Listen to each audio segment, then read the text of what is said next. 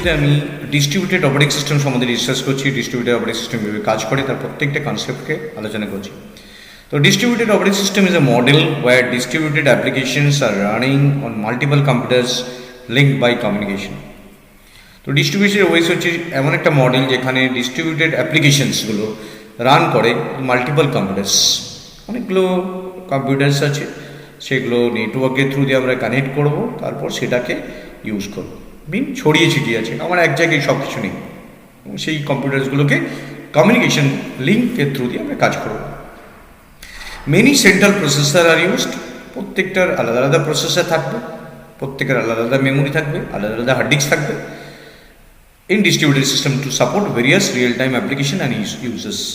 বিভিন্ন ধরনের অ্যাপ্লিকেশনসগুলো বিভিন্ন মেশিনে স্টোর থাকবে, আমরা নেটওয়ার্কের থ্রু দিয়ে সেগুলোকে অ্যাক্সেস করবো। সেটা হচ্ছে দেখতে পাচ্ছ তোমরা নেটওয়ার্কে কমিউনিকেশন মিডিয়া থ্রু দিয়ে আমরা এখানে অ্যাক্সেস করছি। তো বিভিন্ন মেশিনস যেগুলো, এগুলো এক একটা মেশিন যেটা হচ্ছে আমরা কমিউনিকেট করছি এবং অ্যাক্সেস করে নিচ্ছি নেটওয়ার্কের থ্রু দিয়ে। এইটা হচ্ছে নেটওয়ার্ক লিঙ্কটা আছে। তো এটা ডিস্ট্রিবিউটেড ওয়েস কানেক্টস কী করে? ডিস্ট্রিবিউটেড ওয়েস কানেক্টস মাল্টিপল কম্পিউটার্স, যে ওয়েসগুলো কী থাকে সেগুলো কানেক্ট করে থ্রু সিঙ্গেল কমিউনিকেশন চ্যানেল। ওয়েসটা বিভিন্ন কম্পিউটার্সকে কমিউনিকেট করে এবং সেখান থেকে অ্যাপ্লিকেশনসগুলোকে রান করিয়ে দেয়। আমরা দেখেছি একটা মেশিনেই একটা ওয়েস থাকে যেখানে বিভিন্ন সফটওয়্যারগুলোকে ওয়েস রান করায়। যেটা হচ্ছে আমি একটা মেশিনেই রান করেছি, কিন্তু সব কটা মেশিনে আলাদা আলাদাভাবে থাকে, তাদেরকে কোঅর্ডিনেট করার জন্য একটা ওয়েস, যেটা ওয়েসটা প্রত্যেকটা মেশিনের রিসোর্সগুলোকে ইউজ করে রান করাবে multiple computers through a single communication channel.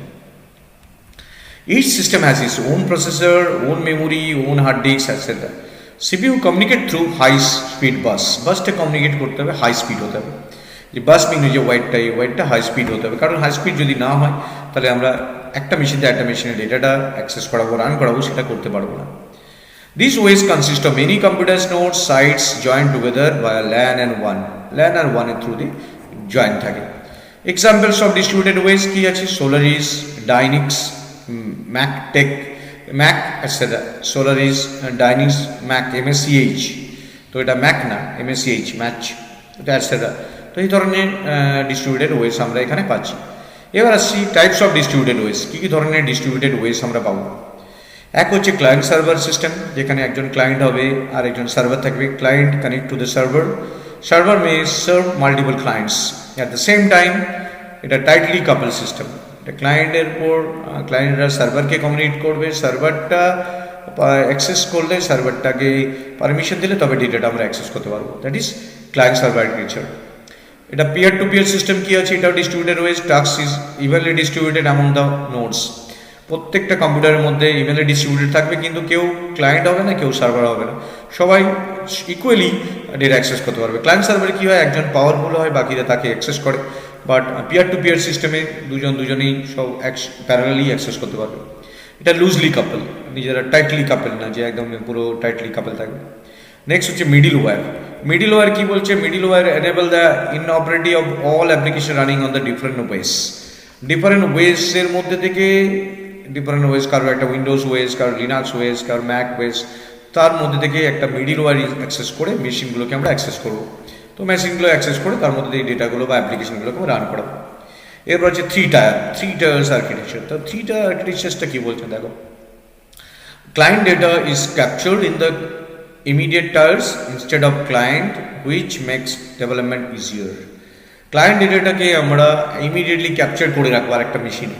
সেটা হচ্ছে ইনস্টেড অফ ডাইরেক্ট ক্লায়েন্টকে না চেয়ে ক্লায়েন্টের একটা ইমিডিয়েট কপি একটা জায়গায় রাখলাম, সেখান থেকে আমি অ্যাক্সেস করবো, তাহলে খুব তাড়াতাড়ি অ্যাক্সেস হবে। Similarly, entire system that utilize when a server or application has sent request to other enterprise server over the network. তো এখানে কি হয়, সার্ভার আরেকটা সার্ভারকে, মানে সার্ভারগুলো সার্ভারের সাথে কমিউনিকেট করে, আরেকটা সার্ভারকে কমিউনিকেট করছে।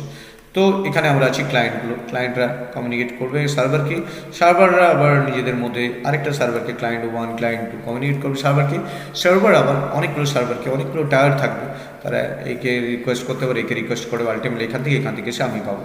তো এটাকে এন্টায়ার ডিস্ট্রিবিউটেড সিস্টেম বলে। তাহলে আমরা ডিস্ট্রিবিউটেড সিস্টেম আমি কী ধরনের দেখলাম, একদম সিম্পল লজিক হচ্ছে, প্রথমে হচ্ছে ক্লায়েন্ট সার্ভার আর্কিটেকচার, তারপর হচ্ছে আমরা দেখলাম যে peer to peer system, third one হচ্ছে মিডিল ওয়্যার, ফোর্থ ওয়ান হচ্ছে three tiers and n tiers architecture. তো এখান থেকে আমি এই সিস্টেমসগুলো পেলাম। এবার এখান থেকে একটা প্রবলেম কি, ডিস্ট্রিবিউটেড সিস্টেমটা অনেক সময় ফেইল্ড হয়ে যায়। কেন ফেইল্ড হয়ে যায়, তার কী কী রিজন হতে পারে? অনেক কটা রিজন আছে, কারণ এটা আমরা বিভিন্ন জায়গায় ছড়িয়ে ছিটিয়ে আছে সেই মেশিনসগুলোকে আমরা এখানে কানেক্ট করছি। এক হচ্ছে system ফেলিওর্স। This kind of ফেলিওর্স is a software or hardware failure. Whenever there is a system failure, processor fails to perform the execution. যখনই সিস্টেম ফেলস হয়ে যাবে তখন আর অপারেশনটা পারফর্ম করা যাবে না, system fails to perform the executions. তো this kind of failure is a software hardware failure. কোনো একটা হার্ডওয়্যার ফেল হয়ে গেছে বা সফটওয়্যার ফেল হয়ে গেছে, তখন সিস্টেমটা পুরোপুরি প্রসেসর কাজ করতেই পারছে না। তো এটা একটা common failure of distributed system. Communication medium, ও কানেকশন থাকলো না, কোনো কারণে ওয়্যার ছেড়ে গেছে বা কোনো একটা নেটওয়ার্ক রাউটার প্রবলেম হয়েছে, তো এই ধরনের প্রবলেম একটা বিগ ইস্যু করে ডিস্ট্রিবিউটেড ডেটা সিস্টেমে অ্যাক্সেস করার জন্য। তাহলে it is the failure of communication link or shifting of nodes. Next কি, সেকেন্ডারি স্টোরেজ ফেলিওর। সেকেন্ডারি স্টোরেজে যে সফটওয়্যারটা আছে সেটা ধর কোনো কারণে ক্র্যাশ হয়ে গেছে, পাচ্ছি না, মিডিয়ামে এরর আছে, তো সেইটা একটা big problem of failure. Method failure, কারণ ম্যাথডসগুলো তো ডেটাগুলো এক জায়গায় অন্য জায়গায় ক্যাপচার করছি, কোনো একটা ম্যাথড যদি ফেল হয়ে যায় তাহলে ডিস্ট্রিবিউটেড সিস্টেমটা বন্ধ হয়ে যেতে পারে। তো দিস আর দ্য ফেলিওরস অফ